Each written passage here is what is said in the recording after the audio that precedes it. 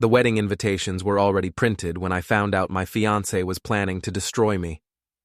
I'm Nick Forrester, 39 years old, and I thought I knew everything about betrayal. My first wife cheated with my business partner. My second girlfriend emptied my savings account and moved to Vegas. But Tessa Hart? She was supposed to be different.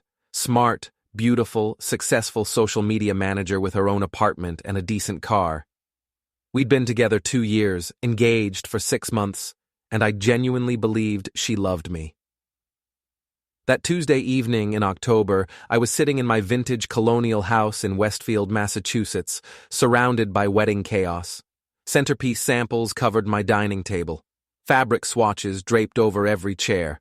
The wedding planner, Ms. Firth, had left behind 3 binders full of essential details that apparently required immediate attention.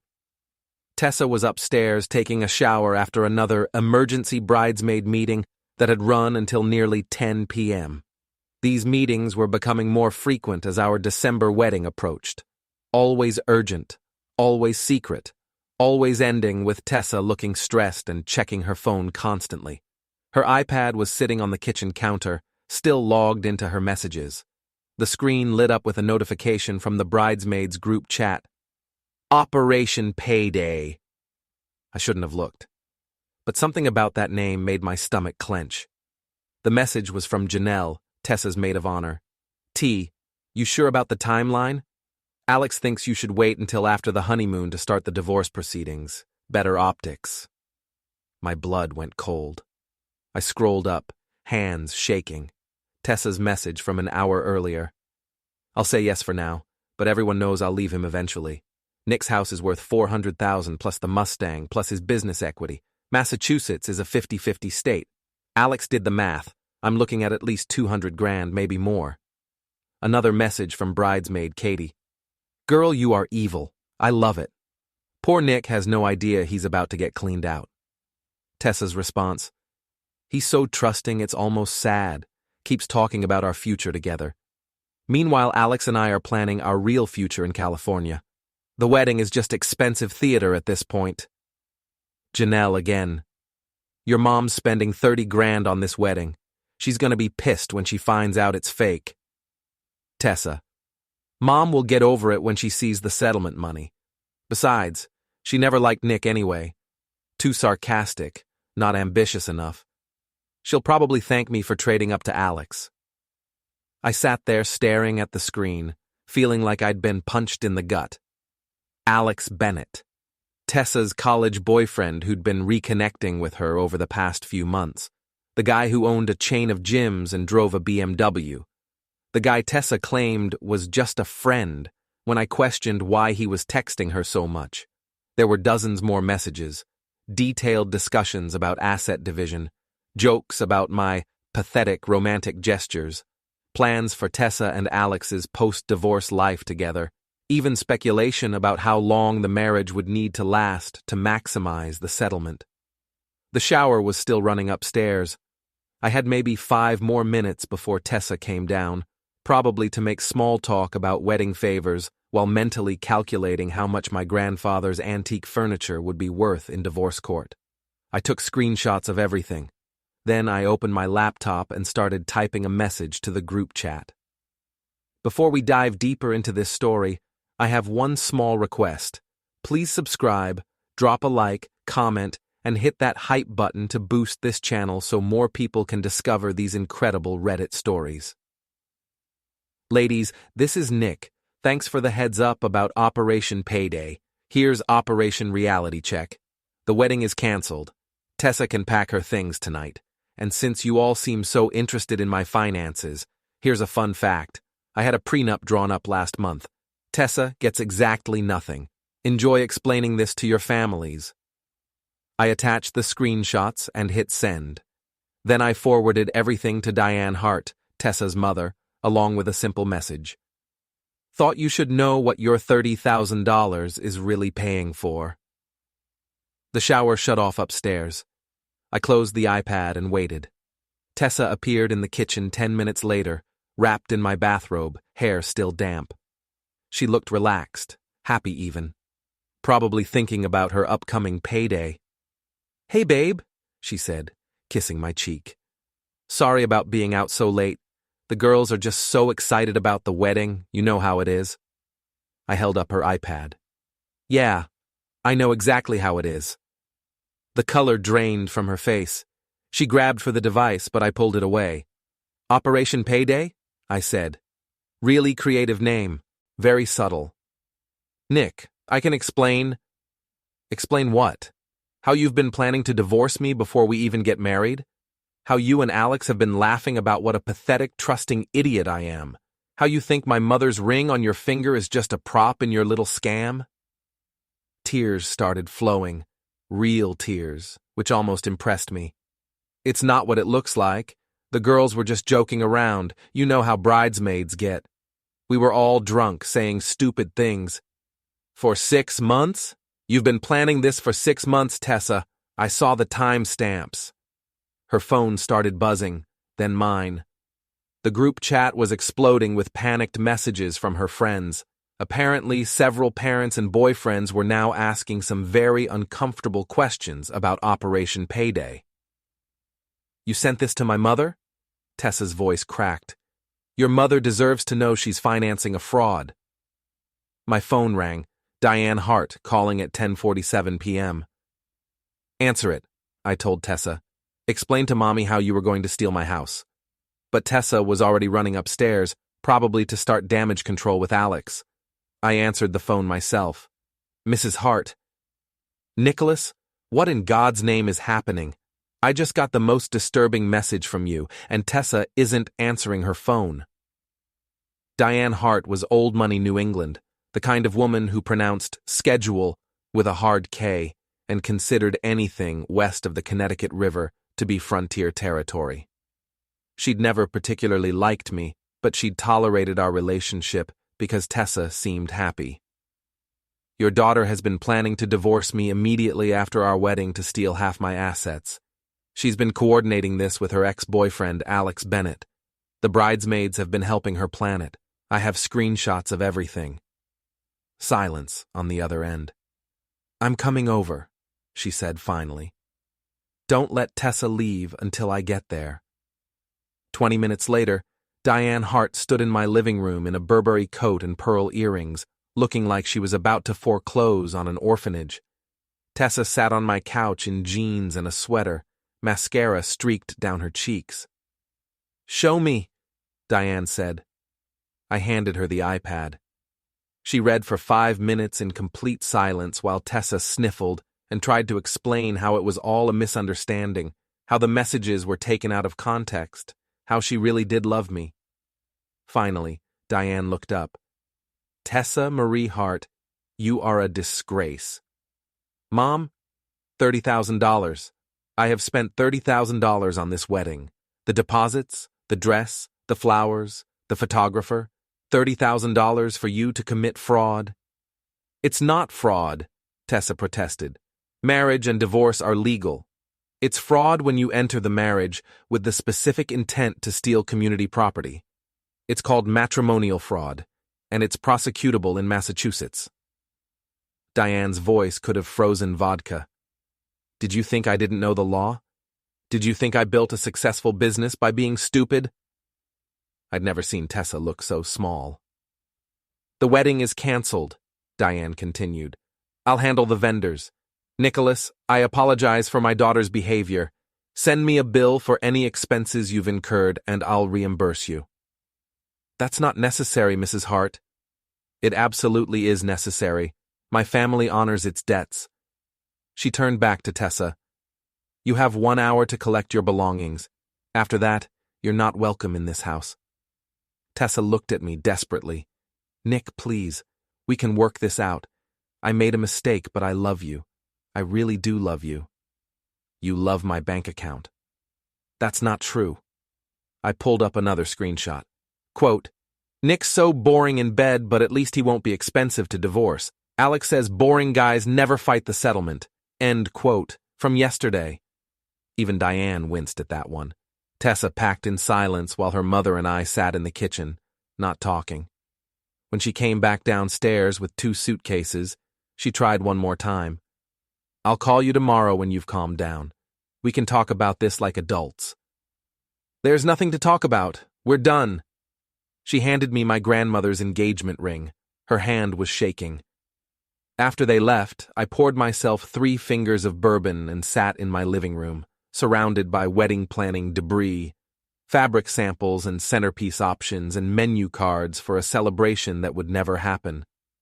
My phone buzzed with a text from an unknown number. You'll regret humiliating her. Walk away now and we'll call it even.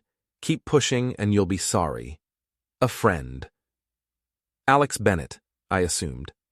Apparently he wasn't taking the collapse of Operation Payday very well. I screenshotted the threat and added it to my growing collection of evidence. Then I poured another bourbon and started planning my own operation. I didn't sleep much that night.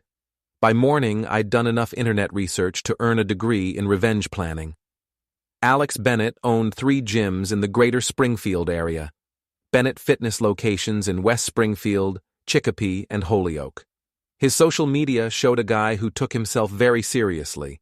Shirtless workout videos, motivational quotes over sunset photos, lots of hashtags about grinding and dominating. His weakness was obvious, his ego. I called in sick to work and drove to his West Springfield location. It was bigger than I'd expected, all glass and chrome and aggressive lighting. Techno music pounded from hidden speakers. The clientele was mostly young professionals trying to justify their gym memberships by actually using them. Alex was easy to spot. He looked exactly like his Instagram photos, 6'2", spray-tanned, wearing a tank top that showed off his sleeve tattoos. He was training a blonde woman who was clearly more interested in flirting than fitness. I watched him for an hour, learning his routine. He spent most of his time on the gym floor, showing off for female clients and taking selfies with people who recognized him from his social media. Around noon, he disappeared into the locker room for what I assumed was a steroid injection break. That's when I made my move. The gym's computer system was embarrassingly easy to hack. Basic password protection, no encryption, running on outdated software. I plugged a USB drive into the front desk computer and downloaded everything: client information, financial records, employee schedules, security codes. Then I started making phone calls. Hi, this is Alex Bennett from Bennett Fitness. I need to cancel our cleaning service contract immediately. Yes, I know it's short notice. Yes, I'm sure. Hello, this is Alex from the gym. We're switching to a new supplement supplier, so please cancel all our pending orders. Hi, Alex Bennett here. I need to change the entry codes for all 3 locations. The new code is 1234. Yes, I know it's simple. That's intentional. By the time Alex emerged from the locker room, I was gone. But I'd left him a little present. I'd changed his gym's social media passwords and scheduled a series of posts to go live over the next few days.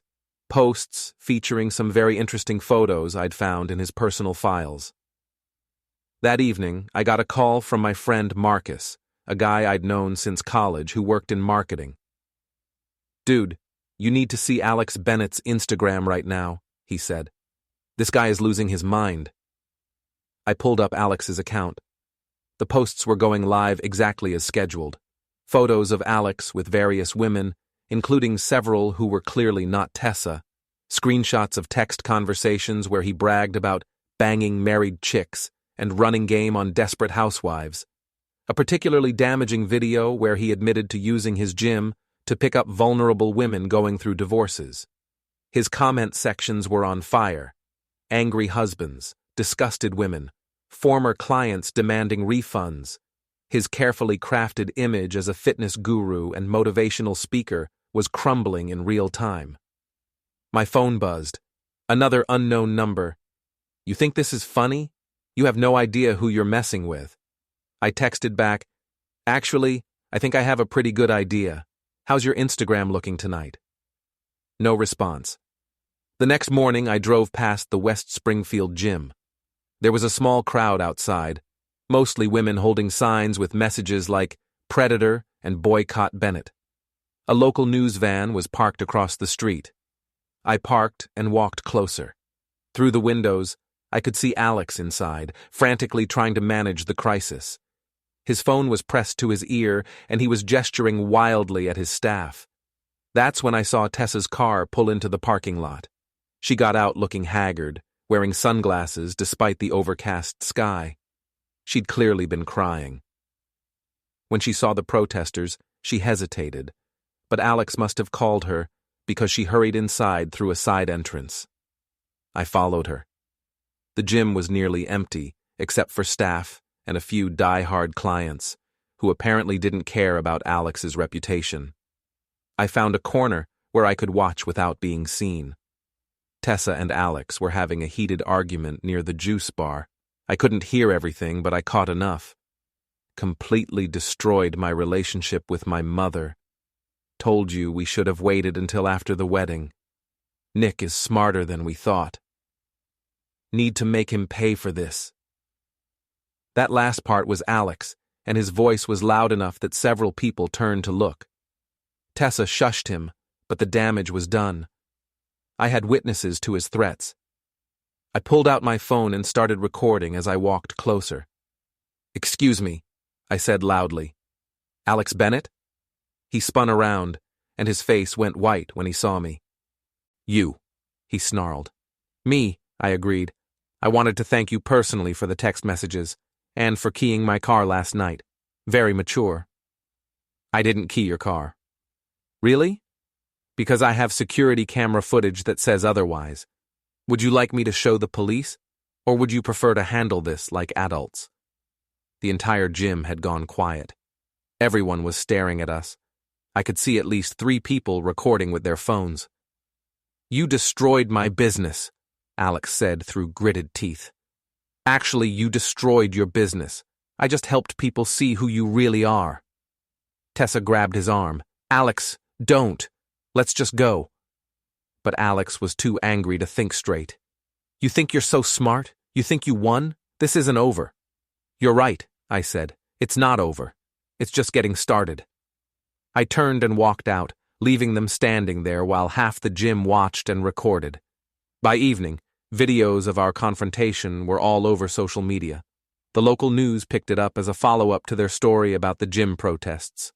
Alex Bennett's reputation was in ruins, and I was just getting warmed up. The next few days were a masterclass in social media warfare. Someone had created a hashtag, Operation Payday, and it was trending locally. People were sharing screenshots of Tessa's group chat messages, photos of Alex's Instagram meltdown, and videos of our gym confrontation. I became a minor local celebrity, the wronged fiancée who'd outsmarted his cheating ex and her scheming boyfriend. Women approached me in grocery stores to tell me I was better off without her.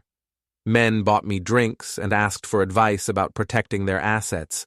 It should have felt good. Instead, it felt hollow. The problem was my friends, or rather, my former friends. Tom Brennan called me Thursday evening.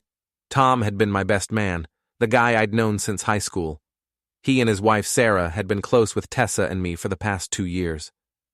"Nick, we need to talk," he said. "Can you come over?" I knew from his tone that this wasn't going to be a supportive conversation. When I arrived at Tom's house in Long Meadow, I found Sarah waiting in the living room with her arms crossed and her mouth set in a hard line.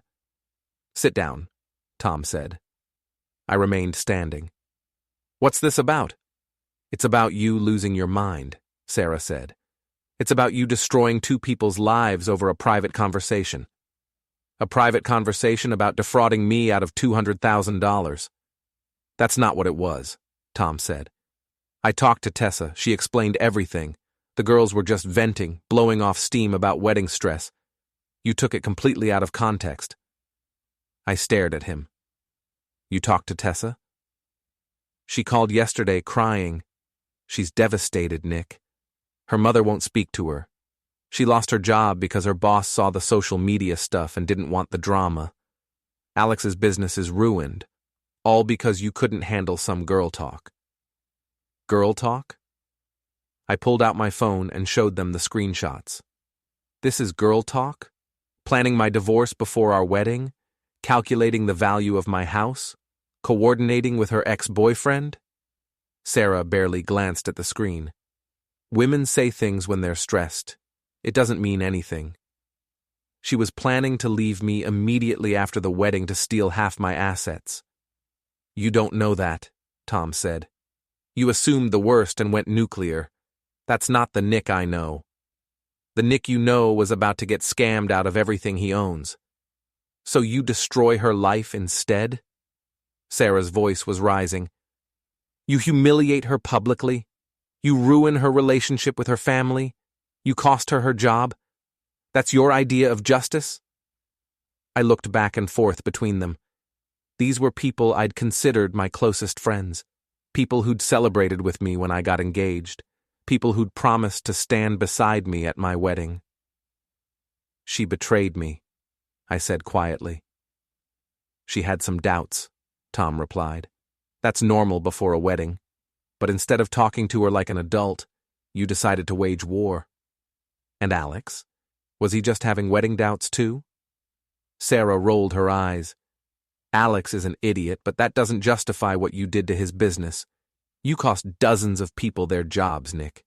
His employees, the trainers, the cleaning staff, all because your feelings got hurt. That's when I understood. They'd chosen sides, and it wasn't mine. You believe her, I said. We believe our friend, Tom said. The friend who's been acting crazy for the past week. The friend who's become someone we don't recognize. I'm the same person I've always been. No, you're not. The Nick we know doesn't destroy people. He doesn't wage public campaigns to humiliate women.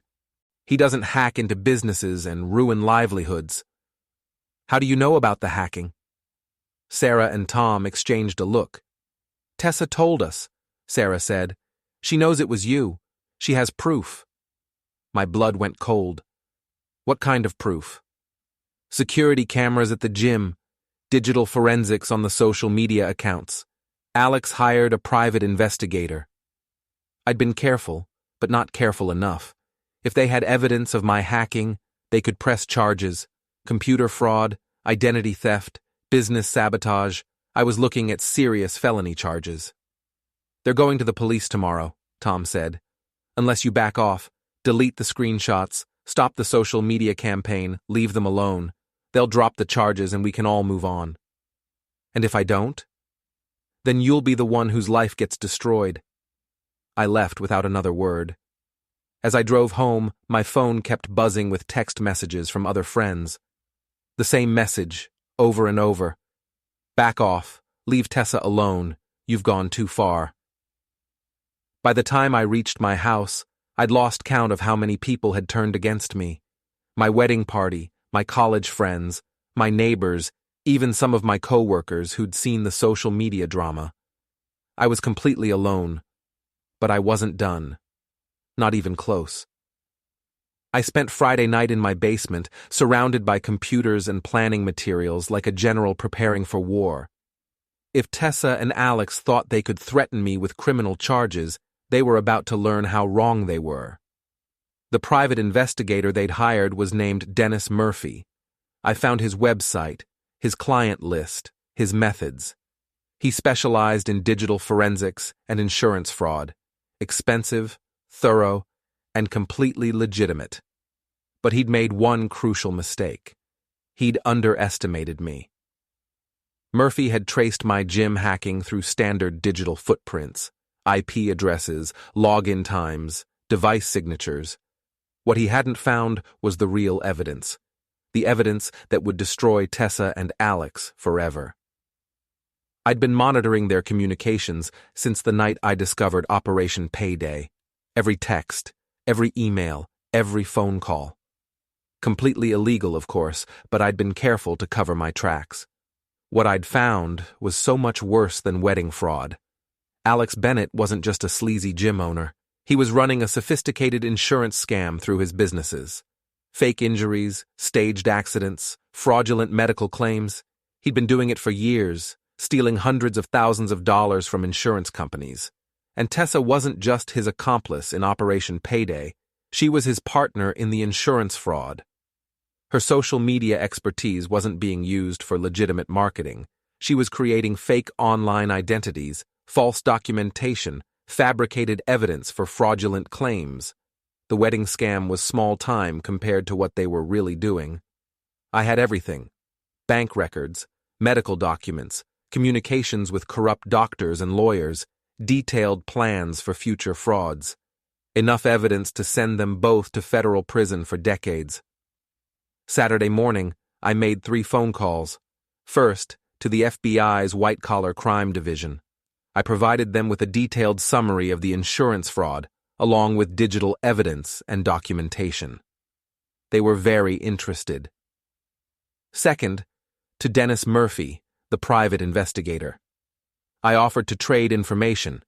I'd confessed to the Jim hacking in exchange for immunity and a chance to present evidence of the larger crimes. Third, to Tom Brennan. The police meeting is off, I told him. What do you mean? I mean Tessa and Alex have bigger problems now. Much bigger. Nick, what did you do? I did what I should have done from the beginning. I called the FBI. Silence on the other end. You're bluffing. Insurance fraud, Tom. Hundreds of thousands of dollars over multiple years. Tessa wasn't just planning to steal my house. She's been stealing from insurance companies since college. The wedding scam was just her latest con. I don't believe you. I emailed him a sample of the evidence. Medical records showing Alex claiming injuries from gym accidents that never happened. Bank deposits corresponding to insurance payouts. Text messages between Tessa and Alex discussing which companies were easiest to scam. Tom called back 10 minutes later. Jesus Christ, Nick. How long have you known about this? I've been investigating since Wednesday. The FBI is taking over the case Monday morning. What about the charges against you? What charges? Compared to federal insurance fraud, hacking a gym's Instagram account is a parking ticket. Murphy's already agreed to immunity in exchange for my cooperation. I could hear Tom breathing heavily on the other end of the line. They're going to prison, he said finally, probably for a very long time. And you're just okay with that? I thought about it for a moment. Was I okay with sending my ex-fiancée to federal prison? Was I okay with destroying the lives of people I'd once cared about? She tried to steal my house, Tom. He threatened me with violence. They both committed serious crimes, and they were planning to frame me as some kind of stalker to cover their tracks. Yeah, I'm okay with it. This isn't justice, Nick. This is revenge. Sometimes they're the same thing.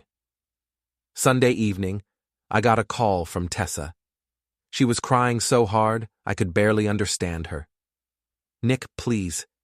You have to stop this. The FBI came to my apartment.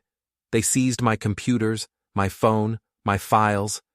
My lawyer says I'm looking at 20 years. You should have thought about that before you decided to commit federal crimes. I never meant for any of this to happen. The insurance thing, that was all Alex. He convinced me it was just creative accounting. Save it for your lawyer. Please, I'm begging you, I'll do anything. I'll disappear, I'll pay you back, I'll sign whatever you want. Just make this stop. I can't make it stop. The FBI doesn't take orders from me. You could refuse to cooperate. Without your evidence, they don't have a case. She was probably right about that. My digital surveillance had provided most of the documentation they needed. Without my cooperation, they'd have a much harder time proving the conspiracy. Why should I help you? Because you loved me once. Because this will destroy my entire family. Because 20 years in federal prison is a death sentence for someone like me. I thought about the group chat messages, the jokes about my pathetic romantic gestures, the calculations about my net worth, the plans to leave me immediately after stealing half my assets. You're right, I said. 20 years is a long time. So you'll help me? No, but I'll visit you in prison. Maybe bring you some commissary money. I hung up and blocked her number. The FBI raid happened on a Tuesday morning in November. I watched from my car as federal agents swarmed Alex's West Springfield gym, carrying out boxes of evidence and computer equipment. Local news crews filmed everything. By noon, it was the lead story on every station in western Massachusetts. Alex was arrested at his apartment. Tessa was taken into custody at her mother's house in Longmeadow. Both were charged with conspiracy to commit wire fraud, mail fraud, and racketeering. The insurance companies were estimating their losses at over $2 million. I should have felt vindicated. Instead, I felt empty. That evening, Tom and Sarah came to my house uninvited. They let themselves in through the back door, which I'd apparently forgotten to lock. "We need to talk," Tom said. I was sitting in my living room, drinking bourbon and watching news coverage of the arrests. I didn't get up when they entered. "Congratulations," Sarah said. "You got what you wanted." Did I? 2 people's lives destroyed, families ruined, careers ended. That was the goal, right? I looked at her. Sarah had always been the moral center of our friend group, the one who called out bad behavior and demanded better from everyone around her. Now she was looking at me like I was something she'd found on the bottom of her shoe. "The goal was not getting robbed," I said. "By sending them to federal prison? By any means necessary." Tom sat down across from me. "This isn't you, Nick. This isn't who you are." "How do you know who I am?" "Apparently, I didn't even know who I was until Tessa tried to destroy me." "So you destroyed her first." "I defended myself." "You went to war," Sarah said, over a group chat message. I pulled up the screenshots on my phone and handed it to her. "Read it again, all of it. Every message, every plan, every joke about how pathetic and trusting I am." Sarah read for several minutes while Tom looked over her shoulder. I watched their expressions change as they absorbed the full scope of Operation Payday. "Okay," Tom said finally. "It's worse than we thought. But insurance fraud, Nick? You really believe Tessa was part of that?" "I have 2 years' worth of evidence. Evidence you obtained illegally.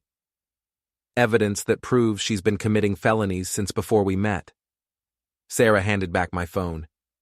"Even if that's true, you could have just walked away, canceled the wedding, ended the relationship, moved on with your life. And let her do it to the next guy? That's not your responsibility." I stood up and walked to the window. Outside, my neighborhood looked peaceful and normal. Families having dinner, kids playing in yards, people living their quiet, honest lives. "You know what the worst part is?" I said without turning around. "I really loved her. Even after I found the group chat, even after I saw all the evidence, part of me hoped there was some explanation. Some way it could all be a misunderstanding." "Maybe there was," Tom said quietly. "There wasn't. I gave her every chance to tell the truth, and she kept lying. Even when she was caught, even when her own messages were right there in black and white, she kept trying to manipulate me." I turned back to face them. She never loved me. Not for a single day. I was just a mark, a target, a way to make easy money. Everything between us was fake. So you made sure she'd pay for it. I made sure she'd face consequences for her actions. That's not the same thing." Sarah shook her head. "You've become someone we don't recognize." "Good. The person you recognized was a sucker who almost got scammed out of everything he owned." They left without another word. I watched from the window as they drove away, probably forever. I was completely alone now. My fiancée was in federal custody. My best friends had disowned me. My social media feeds were full of people debating whether I was a hero or a monster. But I had my house. I had my business. I had my self-respect. And I had the satisfaction of knowing that Tessa Hart and Alex Bennett would spend the next 2 decades thinking about their mistakes. 3 months later, they both pled guilty to avoid trial. Tessa got 15 years. Alex got 20. The insurance companies recovered most of their money through asset forfeiture. I never visited either of them in prison, despite my promise to Tessa. Some threats are just meant to twist the knife. I sold the house and moved to Vermont, where nobody knew my story. Started a new business, made new friends, built a new life. Eventually, I even started dating again, though I was much more careful about who I trusted. Sometimes people ask me if I have any regrets about how things ended, if I wish I'd handled it differently, been more forgiving, shown more mercy. The answer is no. Tessa and Alex made their choices. They chose to lie, to steal, to betray people who trusted them. They chose to build their relationship on fraud and deception. They chose to see other people as marks instead of human beings. I just made sure they faced the consequences of those choices. Some people call that revenge. I call it justice. Either way, I can live with it.